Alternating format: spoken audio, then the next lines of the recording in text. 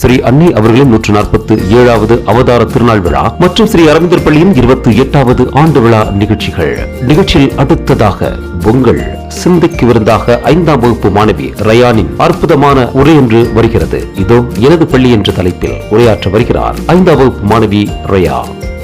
அனைவருக்கும் வணக்கம். எனது பள்ளியை பற்றி தான் உங்கள் முன் பேச வந்திருக்கிறேன். ஏழ்தோக்கி பள்ளியில் இன்று பயிலும் மாணவனா நாடு காக்கும் தலைவனாய் நாளை விளங்க போகிறார். அனைவருக்கும் வணக்கம்.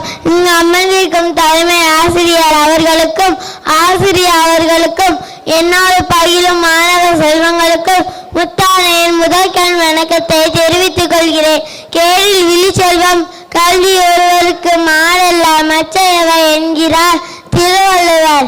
அதாவது உலகத்தில் மனிதர்களுக்கு கல்விதான் சிறந்த செல்வம். அப்படிப்பட்ட கல்வி செல்வத்தை அற்புதமாக பயிற்சிக்க எனது பள்ளியை பற்றி தான் உங்கள் முன் பேச வந்திருக்கிறேன்.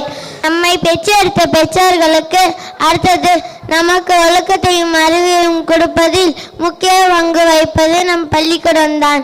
என் பள்ளிக்கூடத்தில் உள்ள ஆசிரியர்கள் மாணவர்களுடன் நன்கு பழகுவதால் எனது பள்ளி வாழ்க்கை சிறப்பாக இருக்கிறது.